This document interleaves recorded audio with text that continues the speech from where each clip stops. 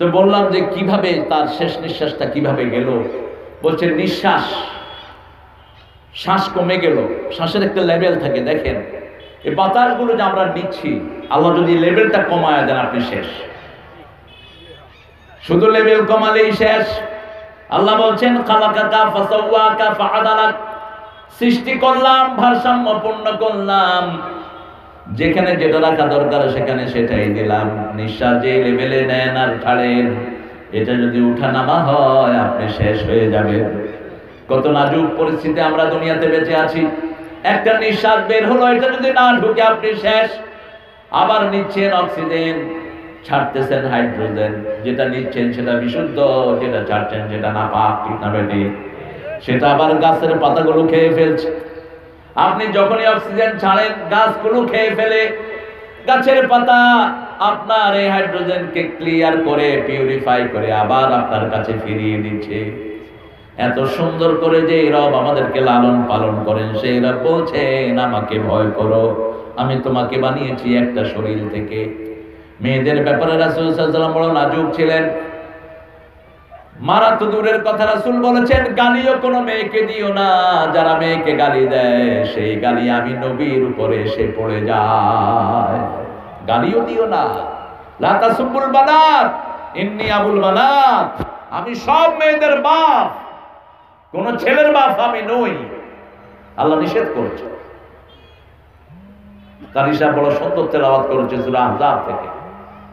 মা কানা মুহাম্মাদুন আবা আহাদিম মিন রিজালিকুম, রিজাল বললেন কারণ রাসূলের তিনটা ছেলে শিশু ছিল, আবুল কাসেম, আবু তাইয়্যিব অথবা আব্দুল্লাহ আর ইব্রাহিম। এই তিনটা ছেলে আল্লাহ ওনাকে দান করেছেন। মা খাদিজাতুল কুবরার ঘরে দুইটা ছেলে আর মারিয়া কিপ্তির ঘরে একটা ছেলে। সবগুলোকে শিশুকালে আল্লাহ দুনিয়া থেকে বিদায় করে দিয়েছেন। মুহাদ্দিসিনে কেরাম বলেছেন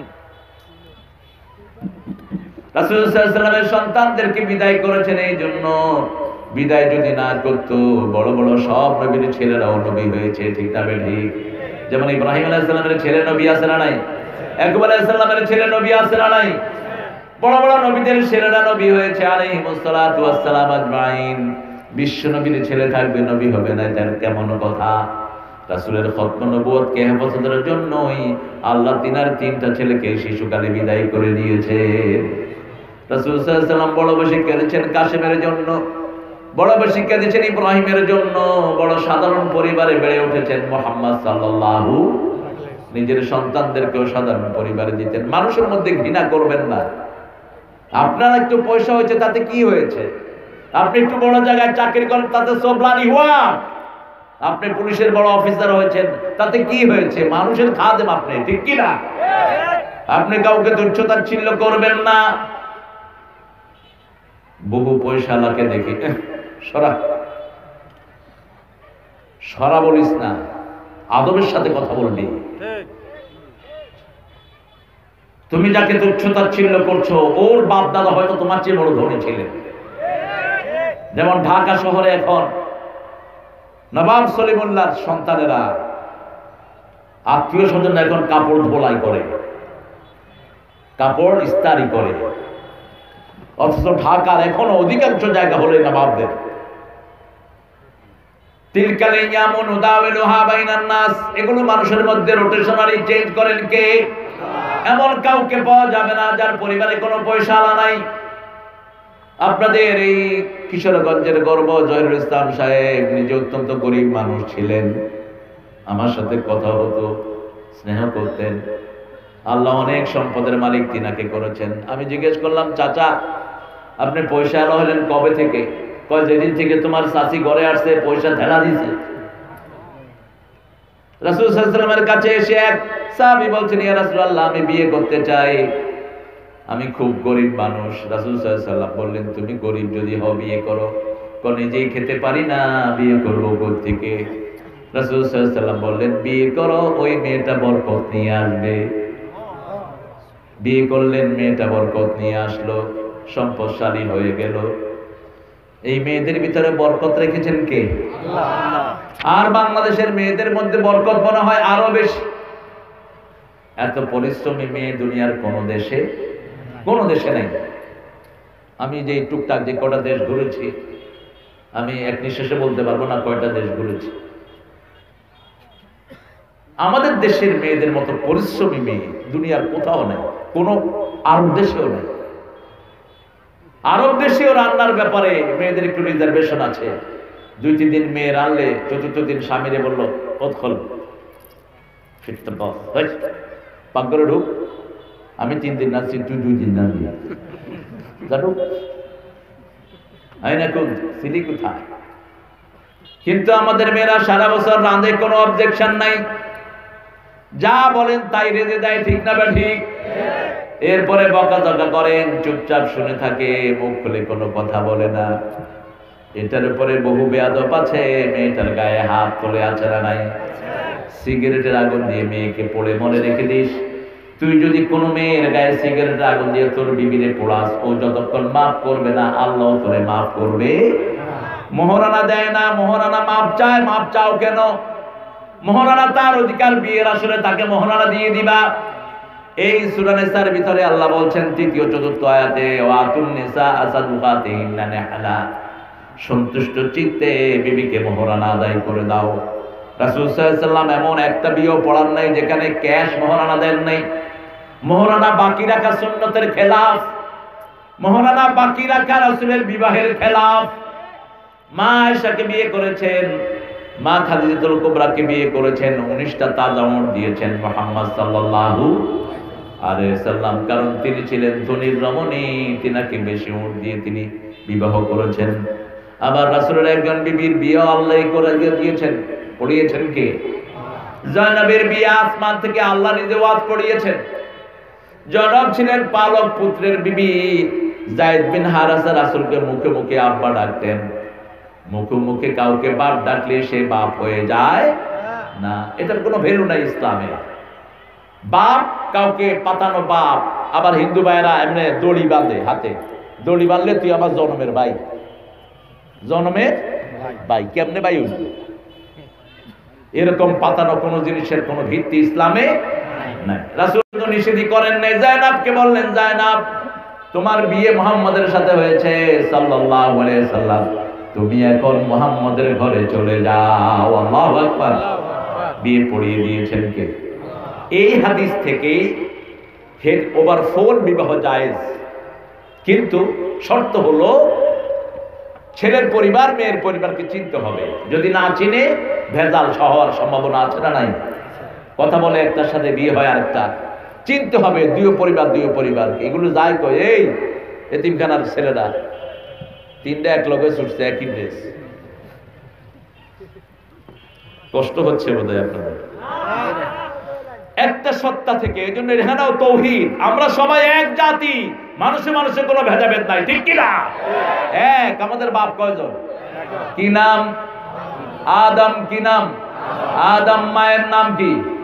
হাওয়া। আমরা সব এক জাতি। কি হিন্দু, কি বৌদ্ধ, কি খ্রিস্টান, আমরা সবাই এক জাতি, এক পরিবার থেকে আমরা এসেছি। সবাই আগে ছিল মুসলমান। সবচেয়ে পুরাতন ধর্মের নাম হিন্দু ধর্ম নয়, মিথ্যা কথা।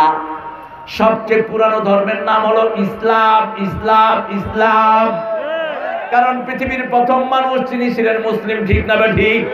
কি নাম? আদম আলাইহিস সালাম। তো পুরাতন ধর্ম হিন্দু হয় কেমনে? পূজা তো শুরু হয়েছে মুসা আলাইহিস সালামের, নূহ আলাইহিস সালামের সময়। ওয়াদ্দা, সুআদ, ইয়াগুস, কয়েকটা আগের বড় বড় মানুষের মূর্তি তারা বানিয়েছে। আগের লোকেরা মূর্তি বানিয়েছে, পরের পোলাপান এসে দেখলো যে সুন্দর সুন্দর মূর্তি মোড়ে মোড়ে, অতএব আগের লোকেরা বোধহয় এইগুলোরই আবাদত করতো, তোমরা এইগুলোর আবাদত শুরু করো।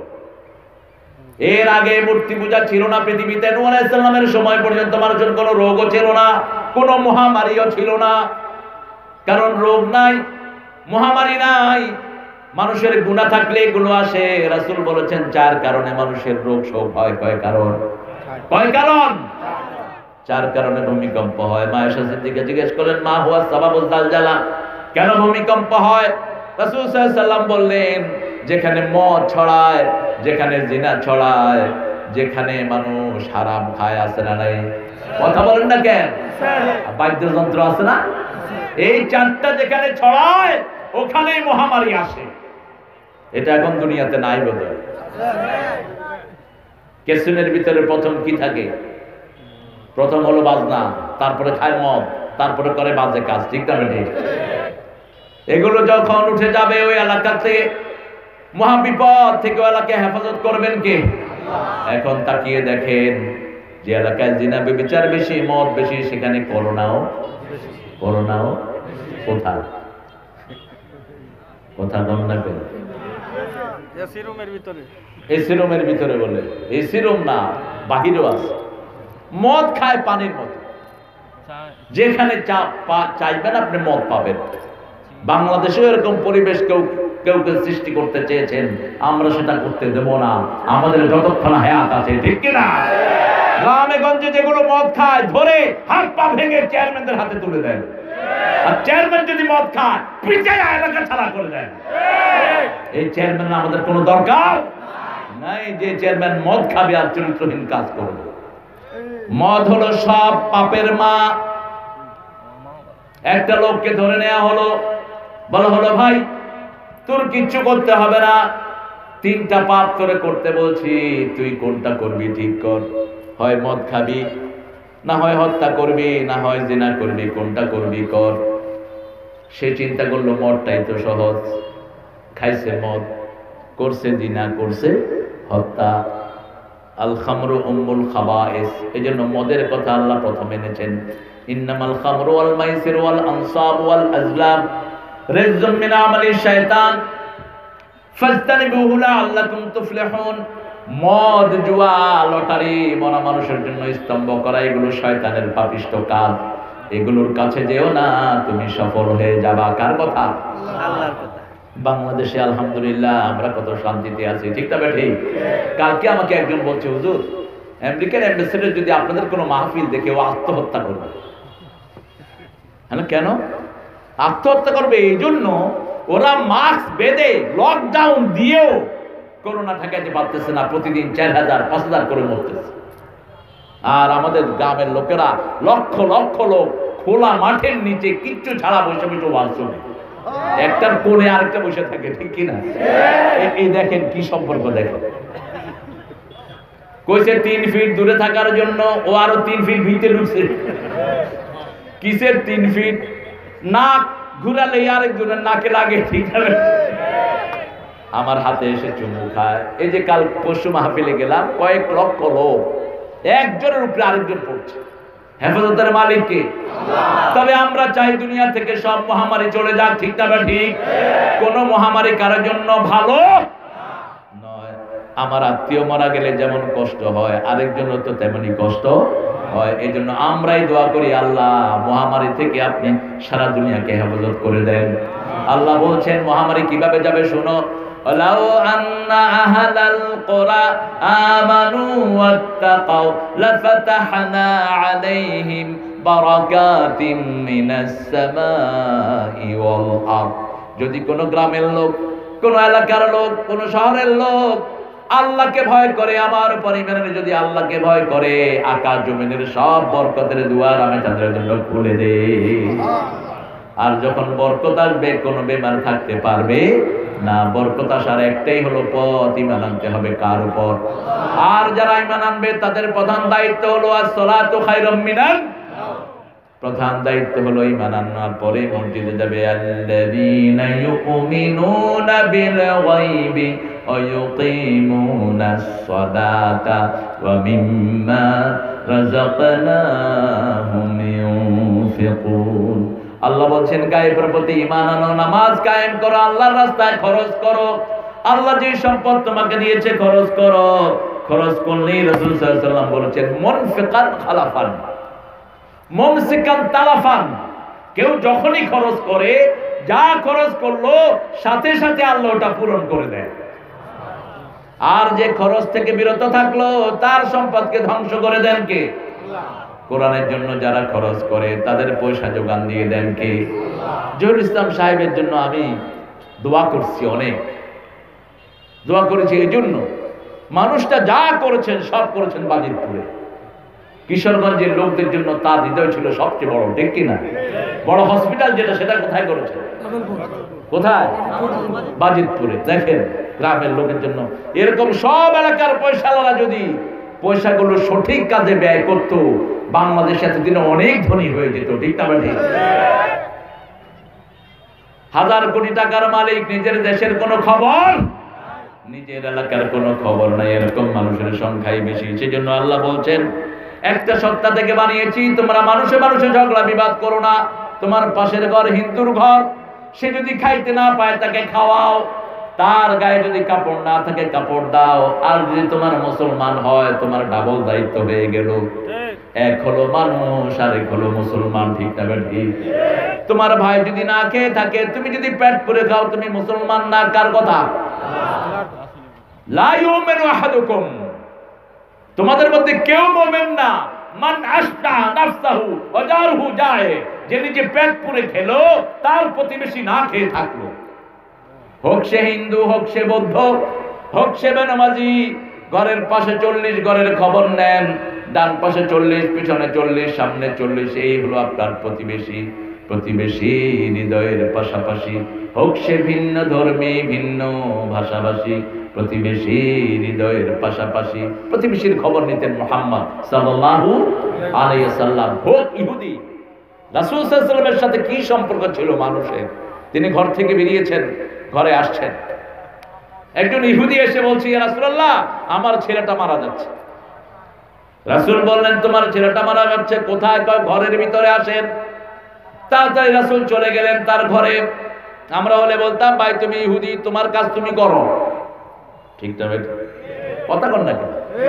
বহু হিন্দুর সাথে আমাদের টুপিওয়ালা হুজুরটা অনেকে কথাই কয় না। আমি এক হিন্দুর সাথে কথা কইতেছি, আমার এক হুজুরে কয়, হুজুর আপনি হিন্দুর সাথে কথা কইতেছেন? আল্লাহ, আপনার সমস্যা আছে? ও তো মানুষ, ও মানুষ। আপনি কথা না বললে আপনি মুনাফিক হবেন, আপনি ইসলাম বিরোধী হবেন। আপনি তার সাথে কথা বলবেন, কথা না বললে আপনি তাকে দাওয়াত দিবেন কেমনে? রাসূল গেলেন তার ঘরে, গিয়ে ওই ইহুদির সন্তানের মাথায় হাত বুলে বলছে, আসলিম, তুমি মুসলমান হয়ে যাও।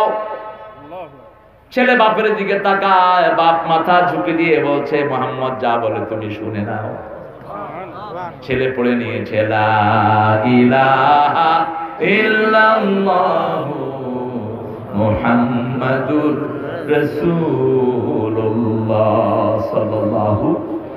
রাসূল সাল্লাল্লাহু আলাইহি ওয়াসাল্লাম কালেমা পড়ালেন, কালেমাও শেষ, জীবনও শেষ। রাসূল বলেন, একটু আগে ছেলেটা জাহান্নামী ছিল, এখন ছেলেটা জান্নাতি হয়ে গেছে।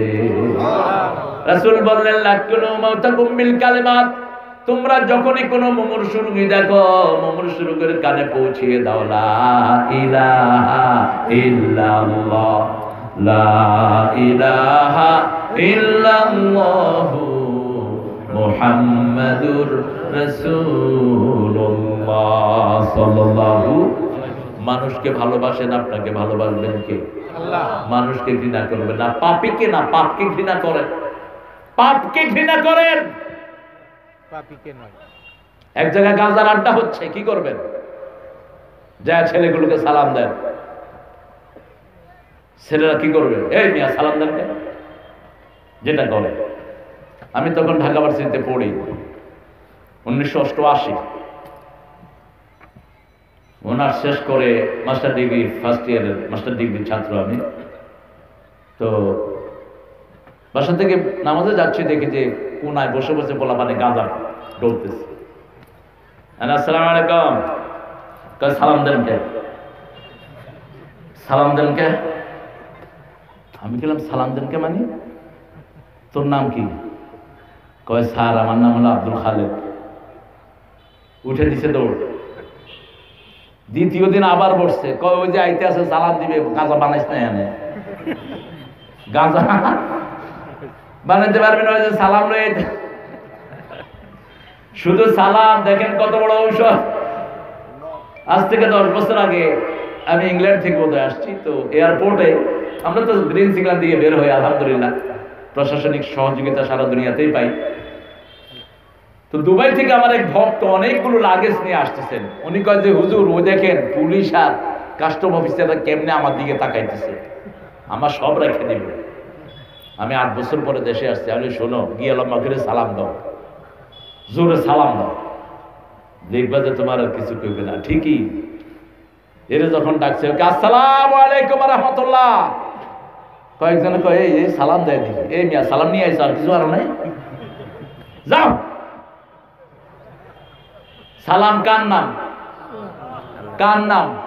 আল্লাহুম্মা আনতাস সালাম ওয়া মিনকাস তাবারাকতা ওয়া তাআলাইকা ইয়া যাল জালালি ওয়াল ইকরাম। সালাম দিবেন, সালাম ঘরে সালাম, বেরোতে সালাম, ঢুকতে সালাম। জান্নাতে শুধু সালাম শুনবেন, লা ইয়াসমাউনা ফিহা লাগওয়ান ওয়ালা তা'সীমা ইল্লা কিলান সালামান সালামা। জান্নাতে কোনো বেহুদা কথা কেউ শুনবে না, চারিদিক থেকে শুনবে সালাম সালাম সালাম। বলেন বলেন হুজুর। কি গুনাহ হইতেছে নাকি? খুব সুন্দর লিখেছেন, যিনি লিখেছেন তাকে ধন্যবাদ জানাই। সালাম সালাম হাজার সালাম, শহীদ স্মৃতি স্মরণে আমার হৃদয়, রেখে যেতে চায় তাদের বিজয় মরণে। ভালো কথা, কিন্তু খারাপ হলো কখন? যখন এটার সাথে বেড়ি লাগছে, যখন এটার সাথে হারমোনি লাগছে, তখন এটা সালাম থাকে না। ঠিক না বা ঠিক? শুধু যদি বলতা হাজার সালাম শিখিয়েছেন কে? আল্লাহ শিখিয়েছেন হাজার না লক্ষ সালাম। ওয়া সালামুন আলাল মুরসালিন ওয়ালহামদুলিল্লাহি রাব্বিল আলামিন। যারা যারা এটা পড়েছেন 1,24,000 নবীর কবরে আপনাদের সালাম পৌঁছে গেছে। আর নবীদেরকে যদি কেউ সালাম দেয় আলাইহিস সালাম, জীবিত মানুষের মতোই তারা উত্তর দিয়ে দেয়। আল্লাহু আকবার। ওয়া সালামুন আলাল মুরসালিন শিখিয়েছেন কে? আল্লাহ।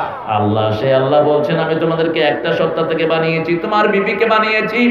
বিবিকে কখনো তুই তামগারি করে বলবেন না, তুই নো, কোন নবী বিবিকে তুই করে বলেন না।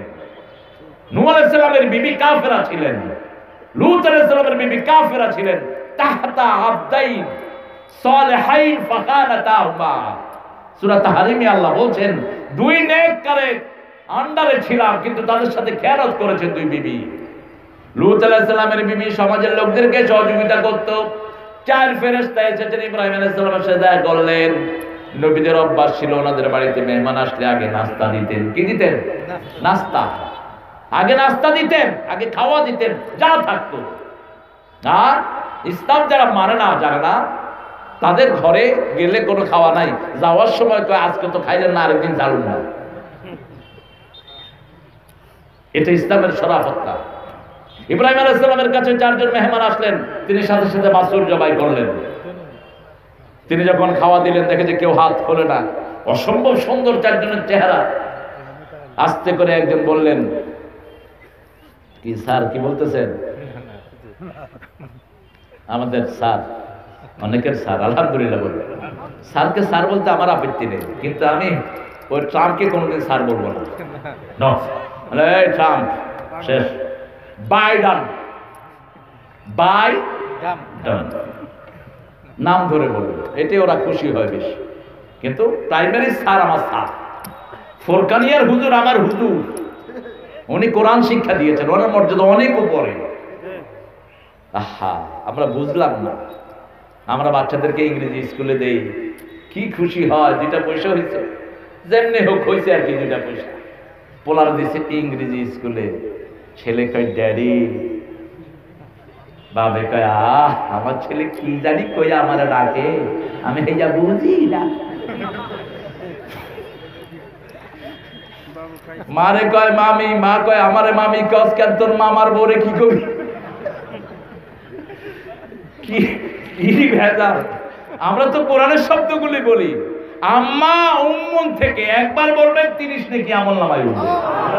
আব্বা বোন থেকে একবার বললে 30 নেকি, কয় নেকি। আর ড্যাডি বললে কয় নেকি। ড্যাডি বললে ঐশীর বাপের মতো রেডি হও, জবাই করবে,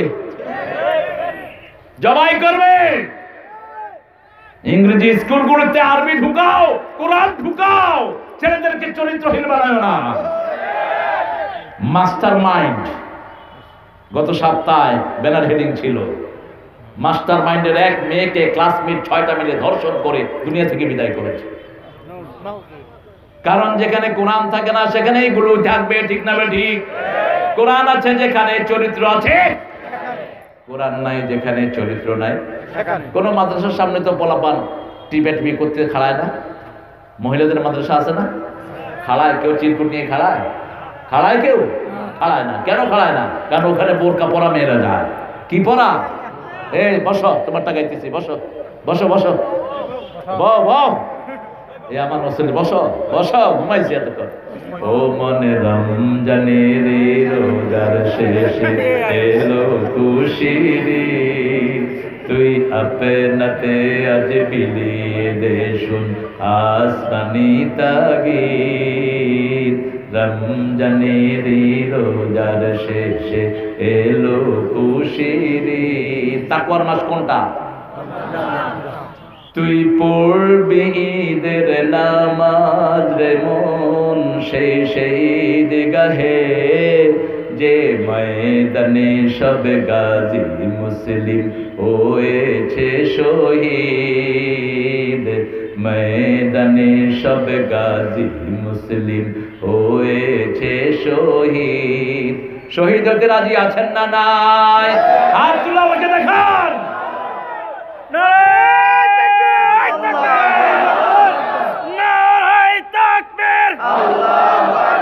আল কোরআনের আলো ঘরে ঘরে জ্বালো, আল হাদিসের আলো ঘরে ঘরে জ্বালো, সংসদে জ্বালো আল কোরআনের আলো, আল কোরআনের আলো সংসদে জ্বালো। দুনিয়ার মুসলিম এক হও, এক হও, নারায়ে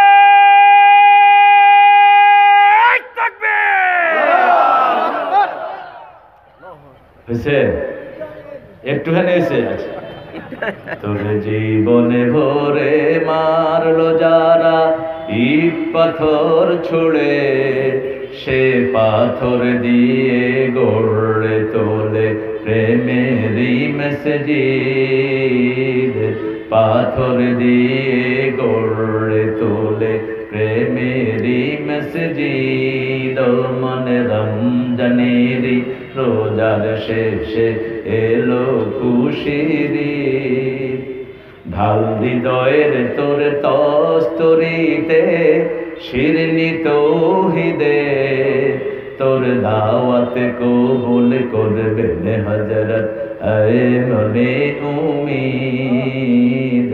রমজানের রোজার শেষে এলো খুশির, এলো খুশির, এলো এলো খুশির, এলো এলো খুশির। রমজানের রোজার শেষে এলো খুশির। আলহামদুলিল্লাহ বলে। ইসলাম আছে যেখানে, সৌন্দর্য আছে সেখানে। রবি ঠাকুরের তো কোনো কবিতা আমরা এরকম পড়তে পারি না। উনি ইনফ্যাক্ট ইসলামের জন্য কিছুই লেখেন নাই। আর নজরুল অল্প দিন সাহিত্যের চর্চার সময় পেয়েছেন, এমন এমন কবিতা লিখেছেন, একটা কবিতার জন্য নোবেল পাওয়া দরকার ছিল এই নজরুলের। কিন্তু দিবে কারা? কারা দিবে? আল্লাহর কাছে নজরুলের নোবেল আছে, ঠিক কিনা? এক একটা লেখনী অসাধারণ। রবি ঠাকুর সাহিত্যের বিভিন্ন অঙ্গনে চলেছেন, জীবন দীর্ঘ জীবন পেয়েছেন, সোনার চামিচ মুখে দিয়ে বড়। আর এই নজরুল দুখুমিয়া, হোটেলের বয় হিসেবে তার জীবন শুরু হয়েছে। আল্লাহ তাকে মাফ করে দিন। এক ঈদের যে গান তিনি লিখেছেন, সাম্য রচনা করেছেন, তোরে জীবন ভোলে মারলো যারা ইট পাথর ছুড়ে, সেই পাথর দিয়ে গড়ে তোলে প্রেমেরই মসজিদ। তোরে যারা পাথর মারে, পাথর উল্টা জবাব দিস না, পাথর দিয়ে প্রেমের মসজিদ গড়ে দে। তৌহিদ গ্রহণ করো, তোমার দাওয়াত গ্রহণ করবেন মুহাম্মদ সাল্লাল্লাহু। এই প্রিয় ছেলেটা এই আমার মাহফিলগুলোতে যায়, এটা হলো ওর সবচেয়ে প্রিয় গান। মুখে একটু আড়ষ্টতা আছে, তাকে অনেকে ফতুয়া দিয়েছেন আযান হবে না। যার মুখে আড়ষ্টতা তার আযানই আল্লাহর কাছে কবুল হবে বেশি। কারণ সাইয়েদনা বেলাল রাদিয়াল্লাহু মুখে একটু জড়তা ছিল। হ্যাঁ, ফতুয়া লিখে দেবো তোমারে, যাও। এখানে আল্লাহ বলছেন সন্তান বেশি চাইবা, ছেলে হোক মেয়ে হোক, দুটি সন্তান যথেষ্ট। এটা কুফরি স্লোগান, এই স্লোগানের সাথে ইসলামের কোনো মিল, এটা হাদিস বিরোধী। সন্তান বেশি যেখানে বরকত বেশি। রাসূল বলেছেন যে এই ঘরে বেশি সন্তান হয়, খাওয়ার টানাটানি সেই ঘরকে আল্লাহ ভালোবাসেন। আবার বলেছেন তাজাওয়াদুল ওয়ালুদাল ওদুদ, বেশি সন্তান দিতে পারে এমন সোহাগিনী মেয়েকে বিয়ে করো যাতে কিয়ামতের ময়দানে আমার বেশি উম্মত নিয়ে আমি গর্ব করতে পারি। সন্তান বেশি যেখানে বরকত বেশি। বাংলাদেশে বরকত বেশি কারণ মানুষ জিকির। সাইয়েদনা মুসা আলাইহিস সালাম নিজের ভাইয়ের নবুয়ত চাইলেন, কারণ হিসাবে বললেন কায়নু সাব্বিহাকা কাসীরান ওয়া নাযকুরাকা কাসীরা ইন্নাকা কুনতা বিনা বাসীরা। হে আল্লাহ, আমার ভাই হারুন আলাইহিস সালামকে আপনি নবী বানায়া দেন যাতে আমরা দুই ভাই মিলে আপনার জিকির বেশি করে করতে পারি, আপনার জিকির বেশি করে করতে পারি, তাসবিহ বেশি করে করতে পারি। আল্লাহু আকবার। বাংলাদেশে এখন মসজিদ বেশি না কম? বেশি না কম? চাঁদুরাতে প্রোগ্রাম করলাম গত পরশু দিন, আগের দিন একটা মসজিদ ছিল একটা গ্রামে, এখন 48টা মসজিদ। আমাদের দেশে বোঝা মুশকিল। চাঁদুরার প্রোগ্রামে মুক্তিযোদ্ধা মন্ত্রী ছিলেন, প্রোগ্রামের প্রধান অতিথি আসছেন, তিনি আমার সাথে দেখাও করেছেন। আর প্রশাসনের কেউ কেউ কয় আমরা নাকি উপর থেকে নিষেধাজ্ঞা আছে। নিষেধাজ্ঞা নাই, দুই বাঁদর ময়দানে ঠেলাঠেলি করে দেখে আমাদের মাহফিল তোমরা ক্যান্সেল করো। সমস্যা তোমাদের, আমাদের না, ঠিক কি না? প্রশাসনের কোনো সমস্যা নেই, উপর থেকে কিসের নিষেধাজ্ঞা? তো নিষেধাজ্ঞা থাকলে মন্ত্রী থাকে কেমনে আমার পাশে বসে? খালেদ মাহমুদ থাকে কেমনে আমার পাশে 2 ঘন্টা পাশে বসে বসে ওয়াজ শুনে কেমনে? ওবায়দুল কাদের থাকে কেমনে? আল্লাহ আমাদেরকে বুঝার তৌফিক দান করুন।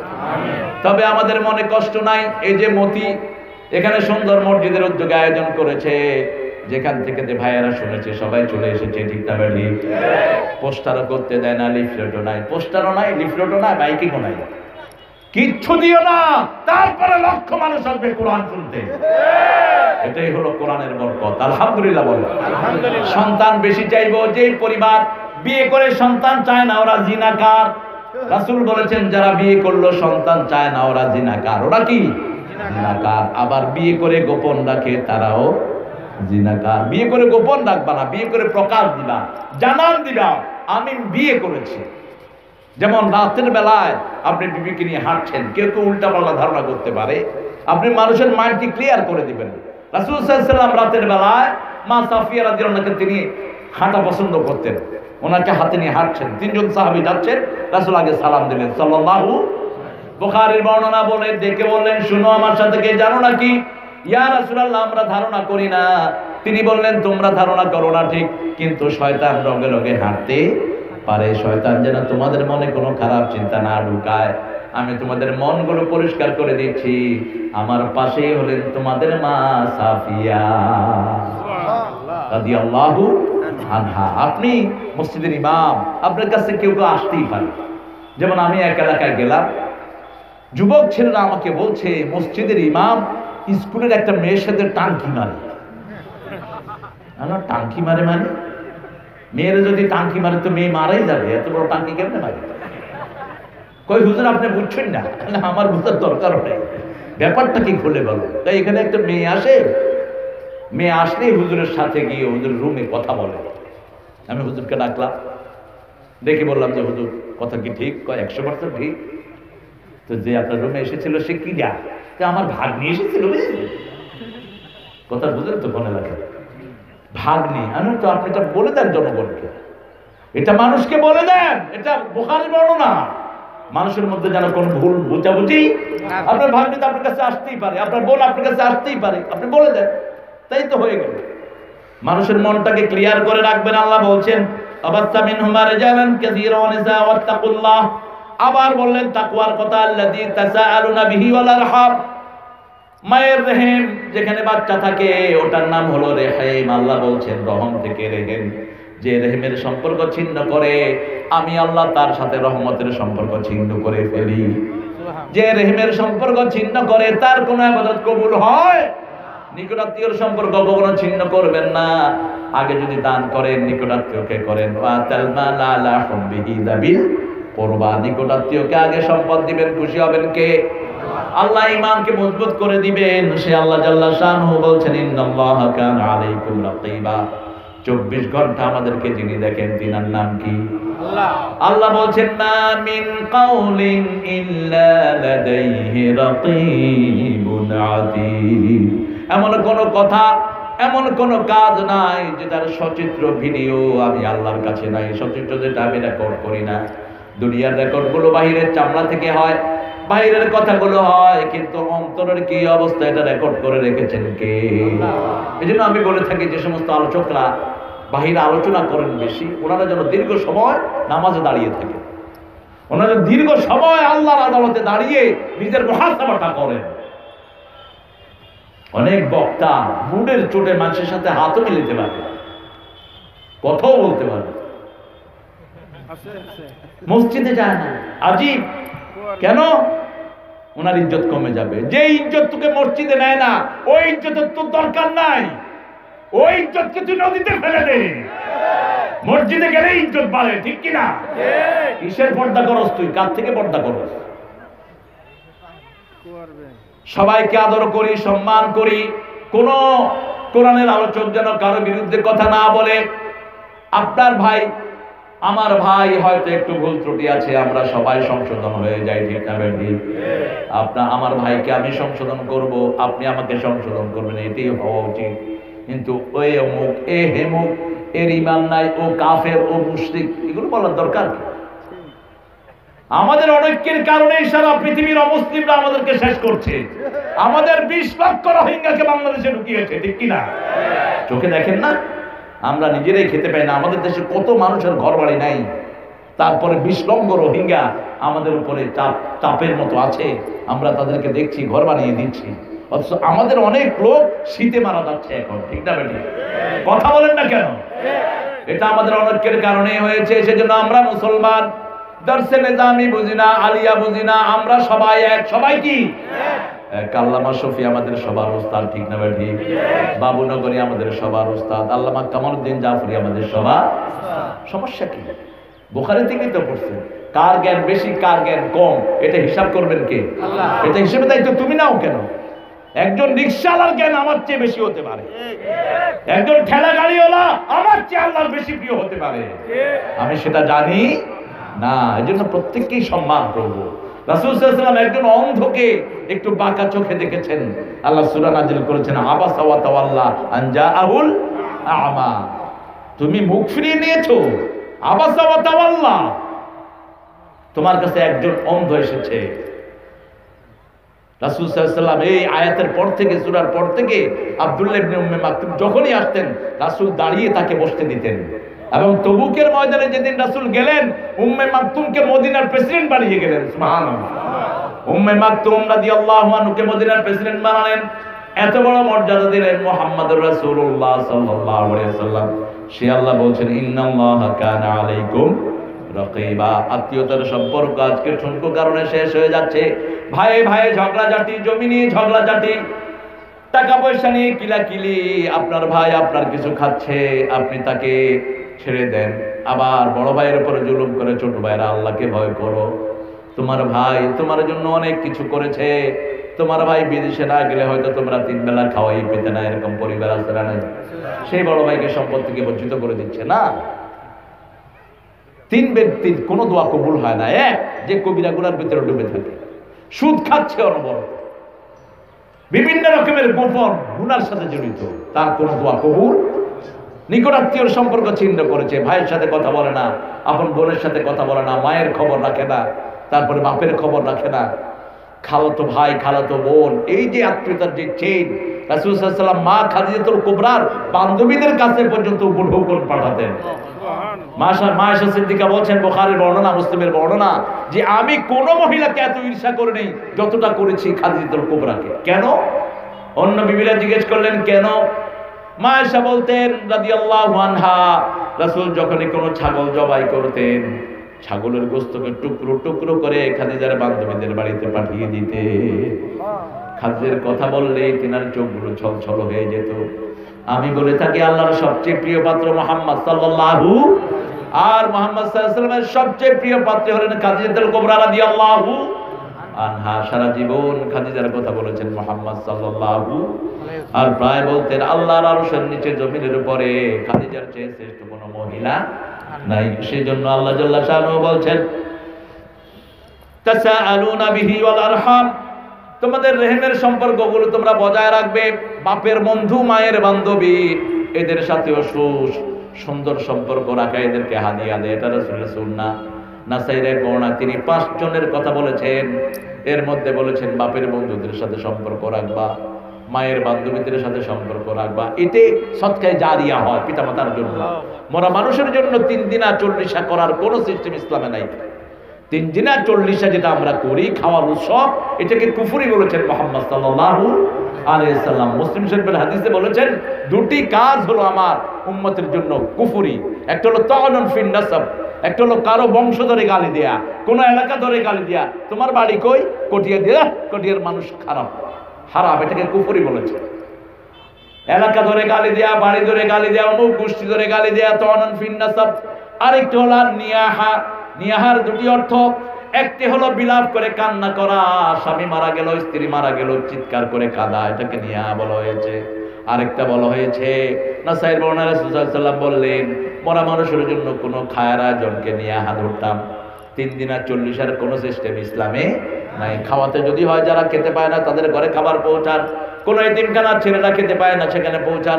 মাসহাফুন ওয়ারনাসাহু, প্রথম বললেন কিছু কিতাব মসজিদগুলোতে দিয়ে দেন, কোন মাদ্রাসাগুলোতে দিয়ে দেন। এরপরে একটা নাহরুন আজরাহু, একটা নদী প্রবাহিত করে দেন। পিতামাতা সেই নদীতে যত মানুষ গোসল করবে, যত মানুষ খাবে, আপনার পিতামাতার কবরে সেটার সওয়াব চলে যাবে। একটা টিউবওয়েল গেড়ে দেন। এভাবে সামাজিক কাজ, একটা ঘর বানিয়ে দেন যেখানে মানুষ আশ্রয় নিতে পারে, একটা রাস্তা বানিয়ে দেন, রাস্তার পাশে গাছ রোপণ করে দেন। রাসূল বলেছেন আগামী দিন কিয়ামত জানলেও আজকে একটা গাছ রোপণ করো। এই গাছের অক্সিজেন যারা নেবে, গাছের পাতা যে পশু পাখিগুলো খাবে, সব সদকা তোমার আমলনামায় আল্লাহ দান করে দেবে।